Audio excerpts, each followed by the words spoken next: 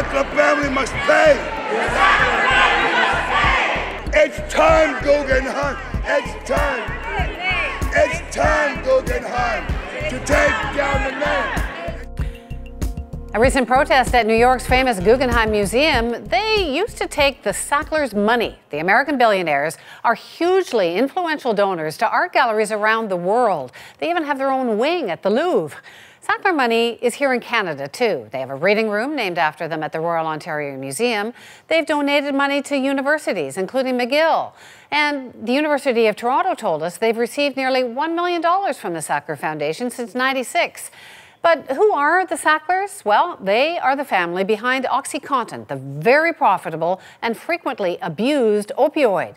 The Sacklers own Purdue Pharma, and according to Forbes, the family is worth $13 billion US. Court documents suggest $8 billion of that is the result of OxyContin. But there are now hundreds of lawsuits accusing Purdue Pharma, and sometimes the Sacklers themselves, of misleading doctors with deceptive marketing. The heat is now so intense that Purdue agreed to a $270 million settlement in Oklahoma, in part to avoid a televised court hearing. But the Sacklers' effort to keep their name clean may not be working. Now, galleries in the US and the UK will no longer accept donations from the Sacklers.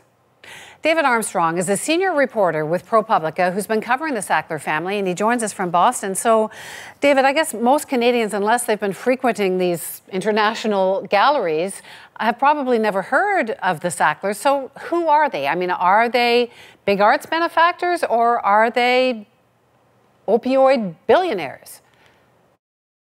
Well, they're both of those things. I mean, this is a family that is among the wealthiest in the US and the UK. They made their fortune in pharmaceuticals, and most notably with OxyContin. Interestingly enough, they're fiercely private. You're hard-pressed to even find a photograph of many of the family members. And I think part of that is by design. I think maybe they're private people to start with. They've been incredibly philanthropic, and that, until recently, is how most people knew them. So, David, how crucial are they? How connected are the Sacklers to the opioid crisis?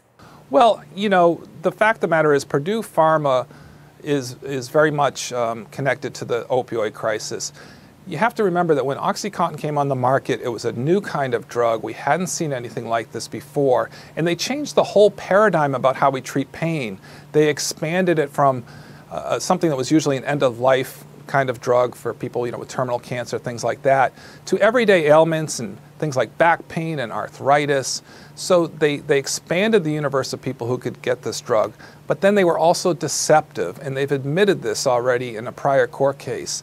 They misled doctors and the public about the addictive nature of this drug. They downplayed it, they minimized it, they made doctors feel comfortable prescribing something that for some patients is dangerous.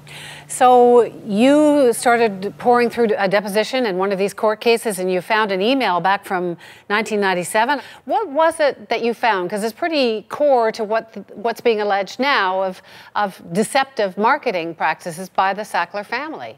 What it shows is, in the early years of OxyContin, those crucial early years when it's being marketed, and keep in mind this was a new potent painkiller, the likes of which the marketplace hadn't seen before, we found that the company realized that doctors thought OxyContin was actually less potent than morphine. And Richard Sackler approved a company decision to not tell doctors the truth about that. Why? Because that misperception was helping sales. The truth is OxyContin's at least twice as potent as morphine. Which makes it more addictive. Exactly. The more potent, the more potential for abuse. And that was a fundamental thing at the beginning that doctors didn't understand and Purdue did not want to correct. But now it seems that that information is coming forward. So that there was a settlement just within the last few days. So are the Sacklers now acknowledging a misdeed? The Sacklers are not acknowledging a misdeed. There's not a whiff of contrition from the family so far. This really frustrates people who have lost loved ones to the opioid crisis and people who frankly have suffered from addiction as a result of taking prescription painkillers. A lot of them lost jobs. Some of them ended up with criminal records and can't, you know, succeed in society anymore. So what hurts the Sacklers more, these court cases, or art galleries, their old friends, spurning them and saying, your money is so suspect, we don't want anything to do with you? Well, that's an excellent question. I suspect it's the latter. I don't know, but this is obviously important to them. You know, they sat on the boards of places like the Guggenheim. They have wings named after them at the Metropolitan Museum of Art, medical schools all over the world, in Israel and China and the US. You know, that was obviously important to them. So the fact now that you have institutions, very prominent ones, saying your money's no longer good here, I imagine that stings. Well, it's so interesting because for so many years we've seen big companies, not saying that all philanthropic donations are about PR, but there is a PR element to this, and that doesn't seem to be working for the Sackler family. Well, not anymore, but keep in mind it worked for a long time. It's only recently, and in fact in the last couple months, we've only started to learn that the Sacklers were intimately involved. They were approving decisions. They were mandating decisions. Richard Sackler even went on sales calls with the salespeople to make sure they were doing what he wanted.